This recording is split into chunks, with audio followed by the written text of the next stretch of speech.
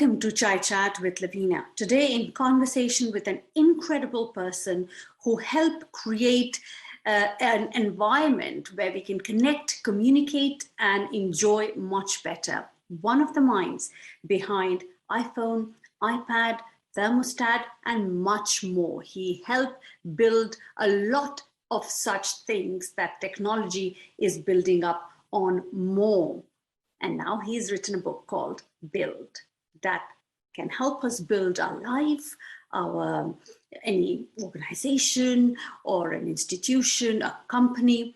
It just is a building block for our life. And I learned so much just halfway through it.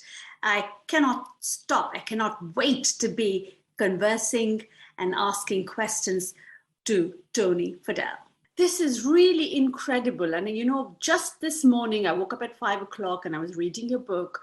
And the first thing that came into my mind was, while I was going through your adulthood chapter, was that, all our lives, all us parents and our parents have done the same, is to try and see, please don't make mistake. I want to save you from the pain that you go through, which is failure of making a mistake. And now that's exactly you're preaching to do. You have to go through the pain. Now there's emotional pain, and you can be there to help them when they go through failure and structure them and help scaffold them and help them to get through that. But unless you put them in more or less harm's way, I'm not saying physical harm's way, but harm's way, meaning they might have emotional and problems because they failed or they tried really hard and they thought they were, but that's called learning resiliency. That's learning that not everything goes your way and that the world is coddled, and that if you just follow some kind of plan that someone else, you're going to figure it out and you're going to be successful. It doesn't happen that way. We have to take these insulating barriers off, because you know what the best time to fail is? The best time to fail is when you're with your family, when you just got out of school, before you've had kids, before you have a relationship and there's other people depending on you. Then it's even worse, because then failure affects them.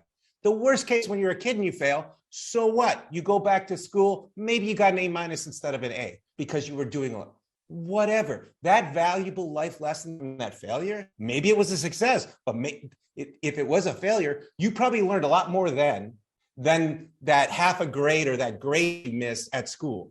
Would this not distract? I mean, I feel that if you start earning money from a very early age, 11 or 13 or whatever it is, through small things, your focus for the big thing and the grades do matter ultimately to get to the best university. And normally for children who are not genius like you, they have to go through that. No. So what do I do? I learned through failure, not a genius, learned through failure. Yeah, no, look. At the end of the day, think about what they're going to put on their college application. And they say, I started a business that did this. And they say, I started a business and it failed. Well, that's amazing. If it's a college, you said, oh, they didn't do that. If you look, more and more colleges, I don't know about you, but I know more and more colleges, especially around the world, are looking for people who are not just fit the form. They've done something beyond the process of education. They've done something to go and learn about themselves outside of that system. And so for me, I would much rather take kids and young adults who have those kinds of experiences than the ones who are perfect, but even did, I charitied this, I charitied that, when they learned. And guess what? Usually they go, what is this marketing stuff? And they go online and they learn about that. And then they learn, I need to have better communication skills. I'm going to do better in English. I need better math skills. I have to do forecasting. So there's all of you can learn through doing that require the education that they have around them, so that they actually feel a need. Oh, that's why I'm learning this. Oh, that's why I'm doing this. So there's no downsides to this. And yeah, maybe they have a little bit less of a perfect grade score, but you know what? You could, if they're failing or they're not doing well, you just say you can't do that anymore until the grades come up. But look, A+ on everything, that's just not life. It's just not life. And any school that requires that, maybe that's not the school you want to go to. It's the wrong kind of pressure. Last one on that one now, devices. Okay. What do we do Sure. with devices? You guys have created it. I Yeah, I created a monster. I know who to lay half the blame on.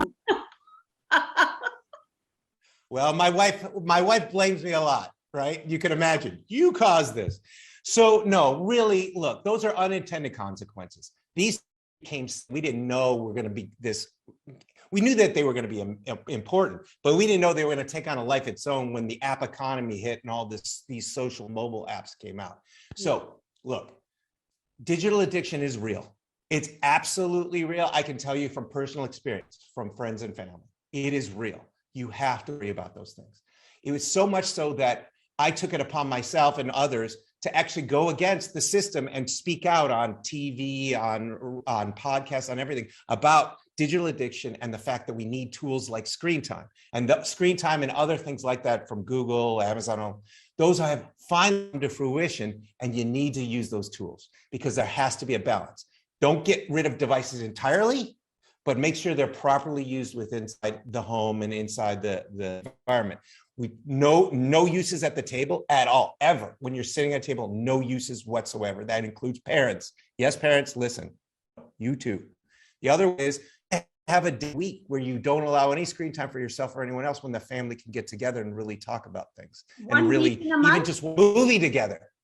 One day a week if you can. Like screen-free Sunday, where you're just in the analog world instead of the digital world. It's difficult. It's well worth it. And obviously have to modulate as they get older. So when you're younger, much less time. They're very powerful tools.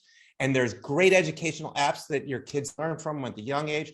At the older ages, obviously they have friends and everything else, and it gets more difficult. But just, keep them off social as long as you possibly can, not till they're 12, 13 or beyond. And even then, be very careful and make sure that these are privileges, not rights. So you have their passwords, you put on screen time, you've done all the things like you would as a parent.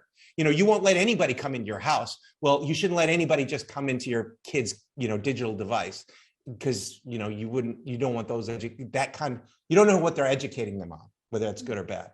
So just be diligent, understand their screen addiction. It is absolutely real, and use the tools, and obviously make sure that you are not a hypocrite in all this as well.